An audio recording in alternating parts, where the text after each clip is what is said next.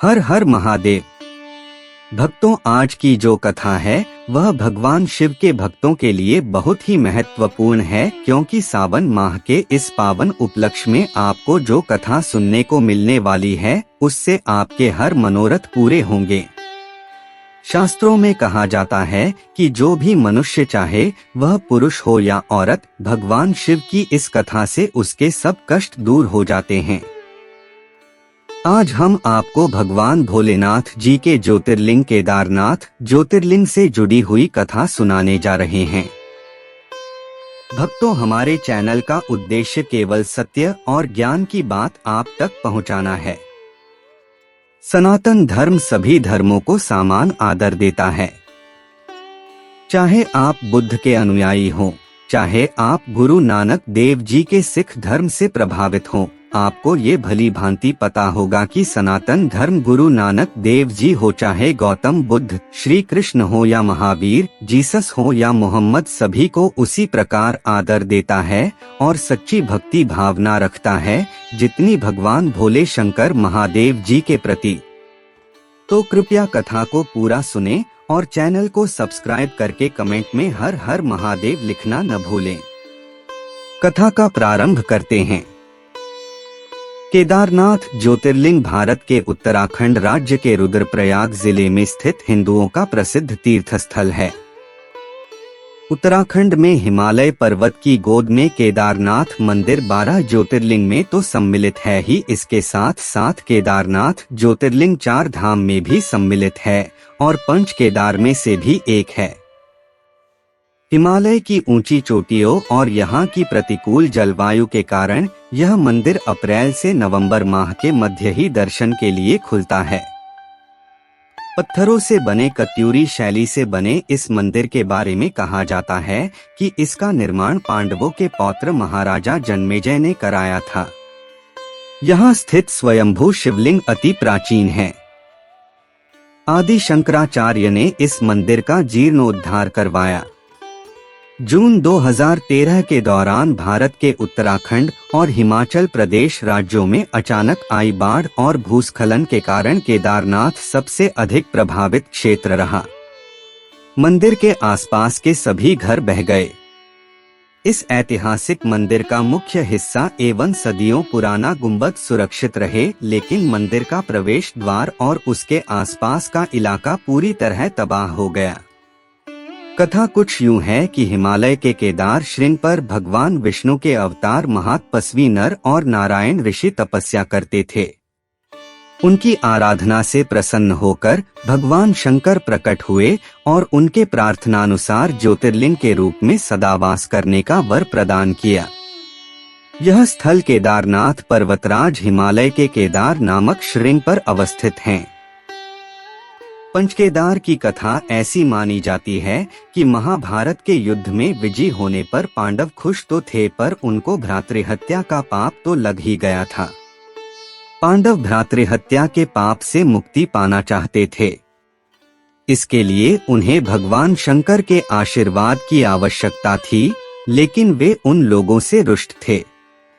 भगवान शंकर के दर्शन के लिए पांडव काशी विश्वनाथ ज्योतिर्लिंग, जो कि भगवान शिव के 12 ज्योतिर्लिंगों में से एक है, वे भगवान भोलेनाथ आशीर्वाद पाने के लिए वहां गए, पर ने पांडवों को वहां भी दर्शन नहीं दिए।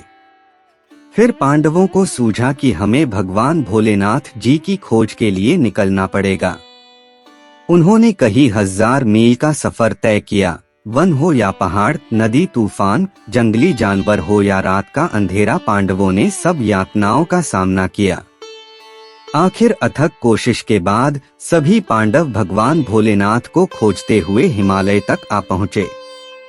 भगवान शंकर पांडवों को दर्शन नहीं देना चाहते थे, इसलिए वे वहां से अंतर्ध्यान होकर केदार में जा बसे। पांडवों की दृढ़ निष्ठा का वर्णन संपूर्ण महाभारत ग्रंथ में मिलता है। पांडव भगवान भोलेनाथ जी का पीछा करते करते केदार पहुंच ही गए।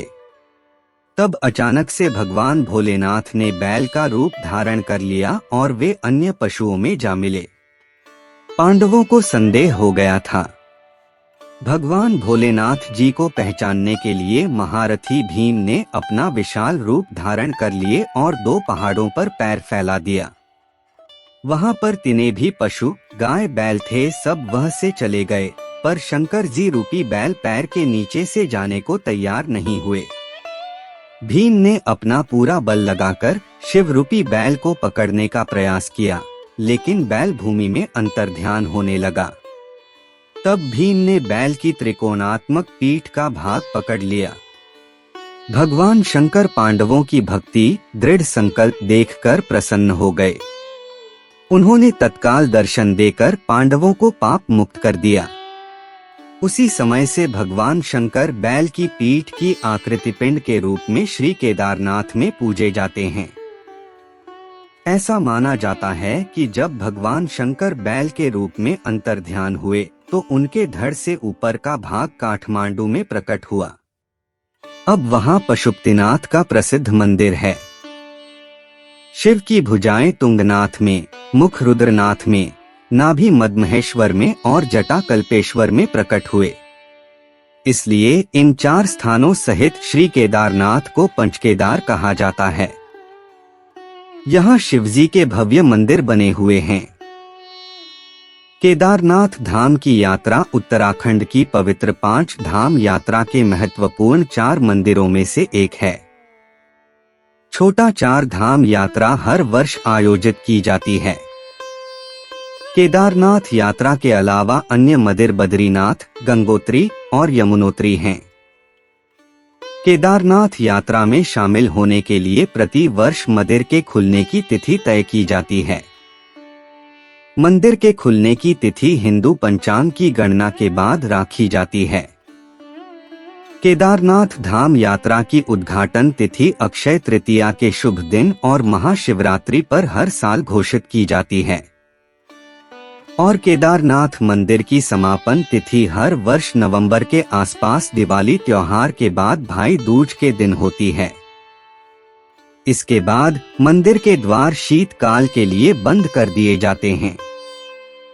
भक्तों, आपको बता दें कि भगवान भोलेनाथ जी के इस धरती पर कुल 12 ज्योतिर्लिंग हैं, जिनमें से आज हमने भगवान भोलेनाथ जी के केदारनाथ ज्योतिर्लिंग की कथा सुनी।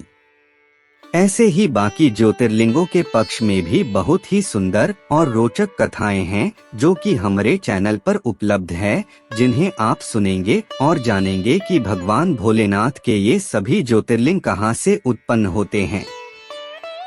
भगवान भोलेनाथ जी के केदारनाथ ज्योतिर्लिंग के अलावा 11 अन्य ज्योतिर्लिंगों के नाम इस प्रकार हैं। सोमनाथ ज्योतिर्लिंग, काशी विश्वनाथ ज्योतिर्लिंग, मल्लिकार्जुन ज्योतिर्लिंग, महाकालेश्वर ज्योतिर्लिंग, ओंकारेश्वर ज्योतिर्लिंग, भीमाशंकर ज्योतिर्लिंग, त्र्यंबकेश्वर ज्योतिर्लिंग, वैद्यनाथ ज्योतिर्लिंग, नागेश्वर ज्योतिर्लिंग, रामेश्वर ज्योतिर्लिंग, घुष्मेश्वर, घृष्णेश्वर ज्योतिर्लिंग। सभी ज्योतिर्लिंग की कथा का वीडियो लिंक आपको डिस्क्रिप्शन में मिल जाएगा। हम आशा करते हैं कि हमारे द्वारा सुनाई गई भगवान भोलेनाथ की कथा आपको अवश्य पसंद आई होगी।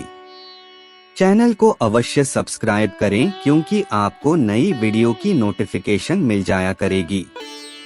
वीडियो को लाइक जरूर करें।